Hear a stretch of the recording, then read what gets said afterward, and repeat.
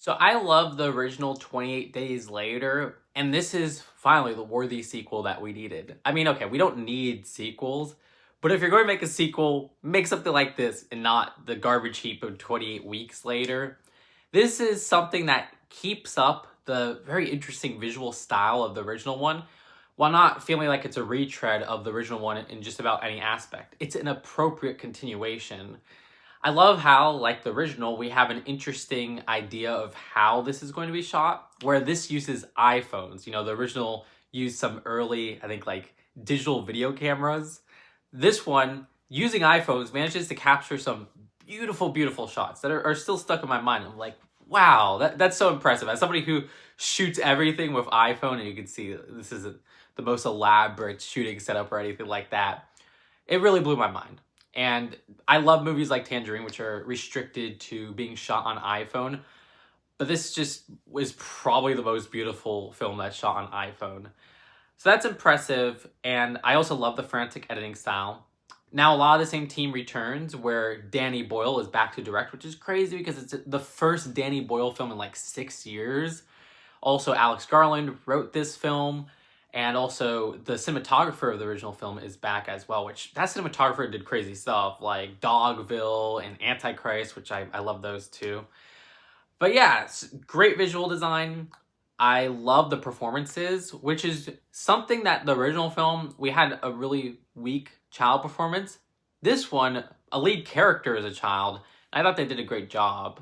The named actors and actresses all did great jobs as well. I would say which ones they are, but like there's one that I was like, oh shoot, I forgot that character was, or I forgot that actor was in this movie. I remember they were announced a while back. That kind of comes in the later half of the movie. So I leave that to your surprise. So the performances, visuals are great. I loved the music in this film. I thought the score was really good, and I liked the licensed music. The problem, no offense to Alex Garland, would be with the writing. I do feel like the latter half has some dumb decisions that are made by characters, and it feels like they just made those decisions because they needed to move the plot in this direction. And I wish they had a more creative and organic way to move the plot in certain directions. Not to say the latter half is disposable, because I really like some of the choices that they make in the latter half. The latter half also has a problem where it ends on a good note and then it goes on a little bit more, and there's like the real ending is something that feels like it should have been a post-credit scene, kind of the reverse of what happened with Sinners.